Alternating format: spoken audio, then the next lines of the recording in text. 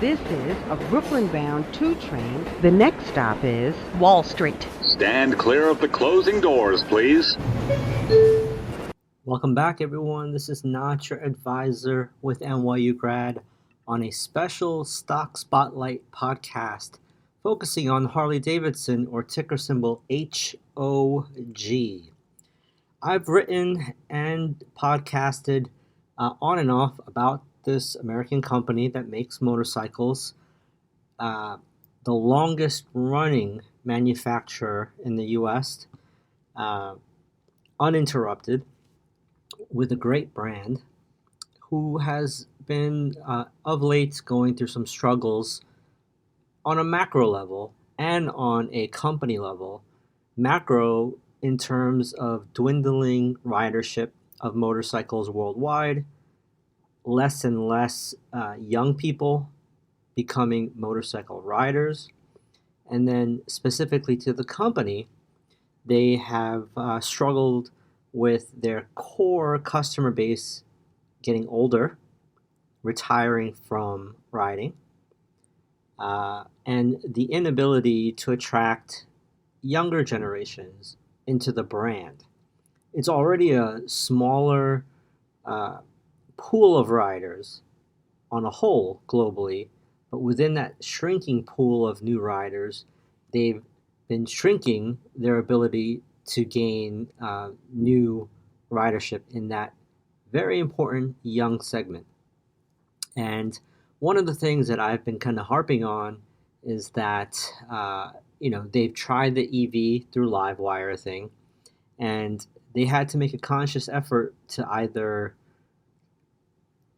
increase their top line by selling more units or selling less units and increasing the MSRP, which is what they chose to do. The latter, they went upstream to the likes of Ducati, BMW, and price point, where the entry price of a brand new Harley Davidson is out of reach for not only young people, but for many working class folks or folks that are now older in retirement and living off of a fixed income off of Social Security and their 401k.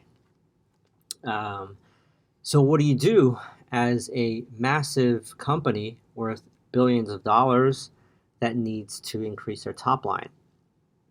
I've been recommending in my own vacuum of this podcast and Substack is that they need to, either at a small profit or even at a loss, sell a motorcycle preferably made in the USA to keep aligned with their brand history for like $10,000 US and really attract the young generation, the segment that a lot of are kind of flocking to Royal Enfield or a Triumph even with their 400X, or Honda with their Honda Rebel.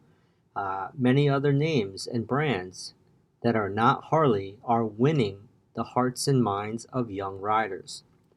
So with today's earnings call, there was a slew of news / developments that caused Harley Davidson stock to pop pre-market like 22%. Intraday, they kept most of the gains as of Wednesday, July 30th, at like 3:40 p.m. Harley is still doing very well today. It's up basically like 15% on the session. It's fallen now to 12% at $25.78.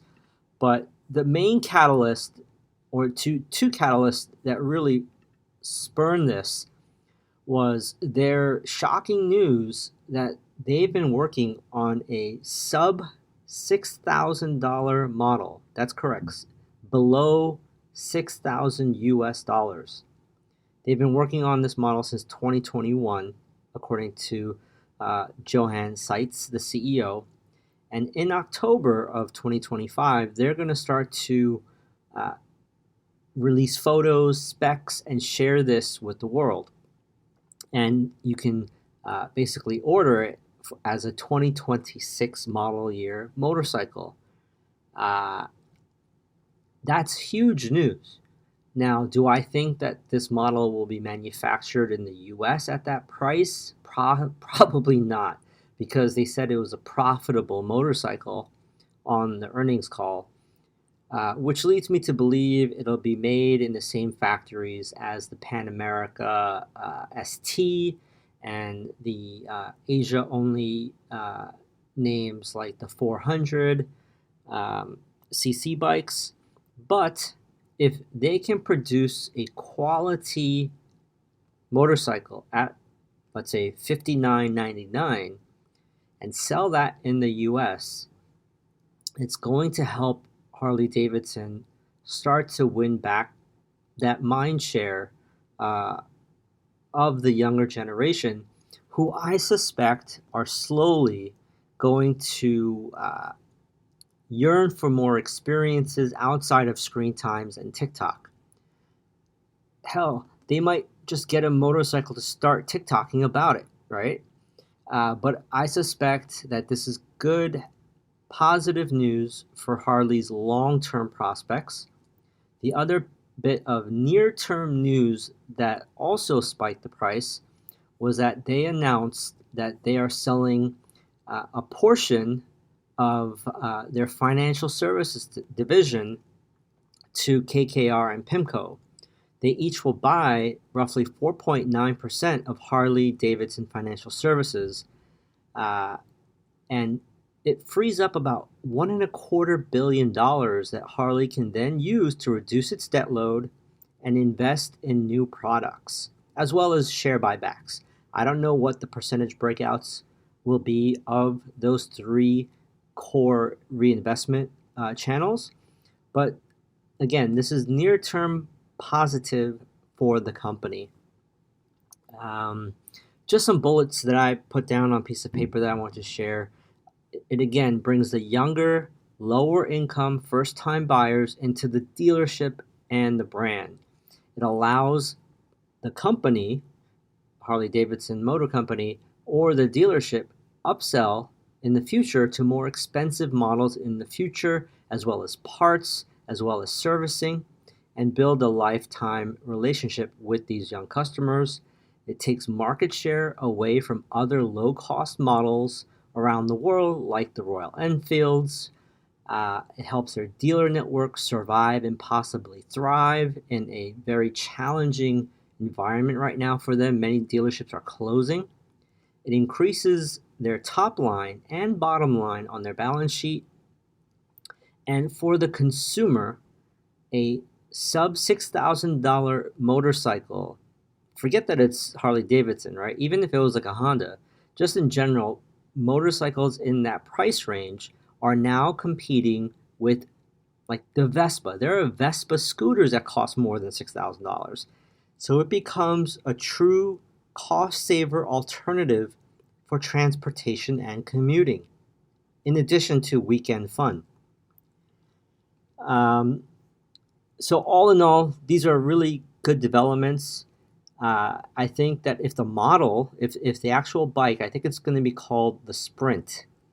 If the Sprint spec-wise is a really good machine and a high value proposition at sub 6,000, I believe that it's going to take off in not only US, but in countries like in Vietnam, India, China, where everyone is on two wheels, whether bicycles, mopeds, or scooters, or motorcycles, in addition to the US market. So my hypothesis here is that as long as Harley Davidson's stock, HOG, can stay above this 25 to 26 level, and it doesn't break below much more on this lifetime trend line from its IPO, it's a potential long-term investment, not a short-term trade. I've linked in the show notes on Substack both the presentation slides as well as the link to today's webcast. And taking a quick look at the chart, you can see that trend line going back to 1987, the orange dotted line. It has held support for the life of this chart other than the recent breakdown But with today's news, we gapped higher above that broken trend line, and we just need to hold it.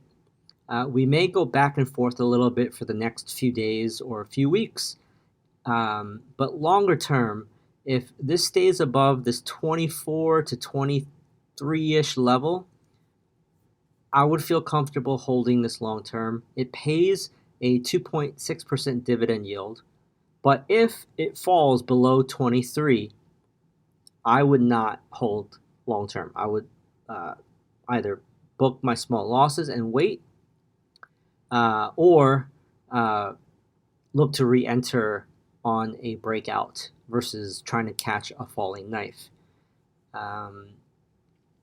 I've also included in the show notes a slew of their financial data and numbers, whether it's their balance sheet, their top line revenues, their debt outstanding. So take a look at that as well. But consider, even if you're not a motorcyclist or you hate Harley Davidson as a company, I will consider looking at it as a potential piece of your portfolio. Again, this is not financial advice. This is just my observations. And I hope you have a great day. Let me know what you think of this stock spotlights in the comments. And please feel free to share. This is free for all. That's my train. Stand clear of the closing doors, please.